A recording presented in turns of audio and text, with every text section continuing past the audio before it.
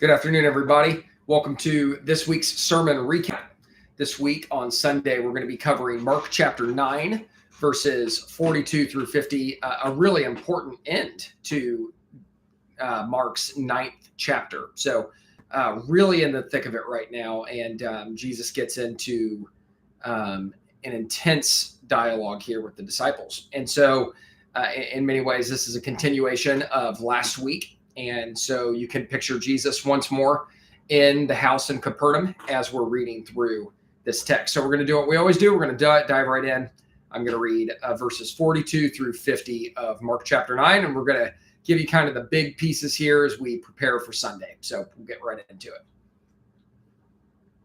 Whoever causes one of these little ones who believe in me to sin, it would be better for him if a great millstone were hung around his neck and he were thrown into the sea. And if your hand causes you to sin, cut it off. It is better for you to enter life crippled than with two hands to go to hell, to the unquenchable fire.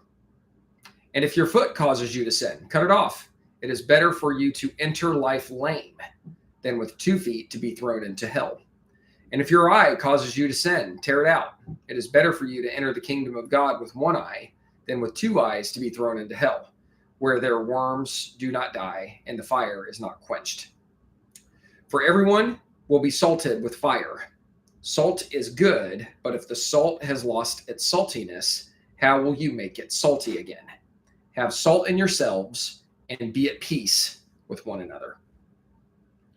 Okay, so this is such a visual passage, such a graphic passage. Jesus gives vivid and explicit imagery in these words he gives to the disciples. And I want to begin with what I kind of said at the top, which is this notion that the only way to properly begin a study of this passage is to recall that this is meant to connect in with last week's passage. So you can almost, in a lot of ways, I know we've taken a week in between, but you can almost imagine that all Jesus has done between the end of last week's passage and this week's passage is take a breath.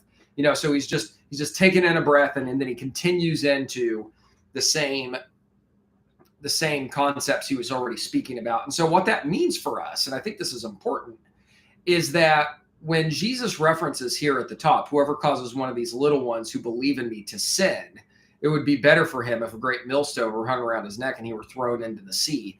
The context for that statement exists in last week's passage. And so the only way you can know what he means by whoever causes one of these little ones who believes in me to sin is to grab from last week's content. So who these people are who would cause such a thing were parsed out last week. And the little ones who believe in me, who are they? Well, that also is something we're going to have to pull in from last week. And so that's the first thing that I think we would need to catch from the text. The second thing that's just crucial that we spend a lot of time with on Sunday, and it's something I've been meditating on all week, is this long passage here in the middle of the text this week where Jesus says these words that are familiarly in Matthew's Sermon on the Mount. So this is something that Jesus would have spoken on a number of occasions and would have been a staple of his teaching ministry. This notion of sin as it relates to our lives and how we're to approach our sin as it pertains to our destiny. And so you have this very visual, vivid, explicit, graphic language where Jesus is saying, whatever's preventing you from journeying into my kingdom, eliminate it, extract it, get rid of it. And what we're going to focus on Sunday are these 3 categories that Jesus seems to be identifying in the midst of this. So Jesus begins with, if your hand causes you to sin. So what does hand represent? Like, what does it mean when Jesus speaks about our hands, and how can we pull that into practicality in our lives? Secondly, we'll notice that Jesus goes to this idea of, how can your feet sin? And so we're going to get into what is conveyed with a foot, right? What is the locus of one's foot? Why does it matter that Jesus is attaching significance to our feet as we exist and live in this world as his created beings. And finally, we'll notice that he also says if your eye causes you to sin. So again, what is the locus of the eye? Why does that matter? Why does Jesus, encapsulation here, why does Jesus reference, of all things, our hands, our feet, and our eyes? Why are those members of us important, and what are we to recognize about those bodies, and how does it directly apply to our lives? So we're gonna live there a lot as we start to understand why Jesus chose those portions of our members to convey this message. The other thing that I'll just mention here is we're in the midst of sort of this preview look into the text, recognize that Jesus is presenting to his disciples a true fork in the road, two paths.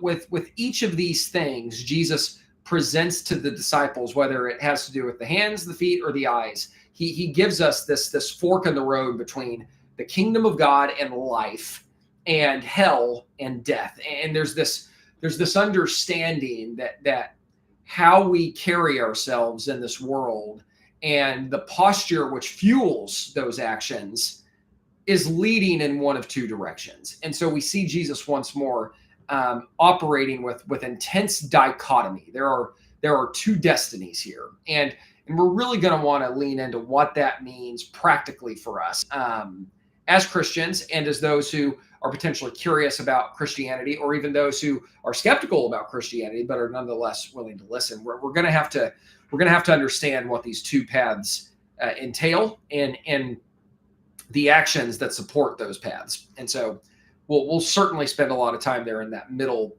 game of the passage. And then finally, the final theme I want to introduce during our preview here today for a moment, and then we'll extract in the text on Sunday, is this notion of salt. That's where Jesus concludes the passage. For everyone will be salted with fire. Salt is good.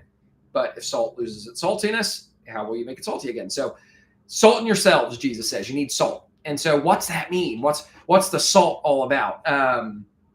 We're certainly going to spend plenty of time really understanding the image of salt, why Jesus used this as a proxy for his teaching, and how it applies to our lives, and how we can recognize what that means for us on this journey of life and this journey of Christian faith. And so that is the main preview for this upcoming week, recognizing that we need to pull from last week's passage in order to understand the immediate context of Jesus's first words in this passage, living in the middle where Jesus is using these images of the eye and the hand and the feet, and why we need to really press in on that. Recognizing this dichotomy that Jesus presents, this fork in the road, life and the kingdom of God, death and hell, and why he dwells on that for so long.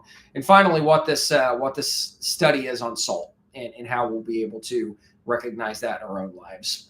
So anyway, that's where we're going to be on Sunday. I can't wait to see you all, and I'm excited to peel back this text together. Lots of good stuff in here. So between now and then, God bless you. I hope you have a fantastic end of your week, and we'll see you all real soon.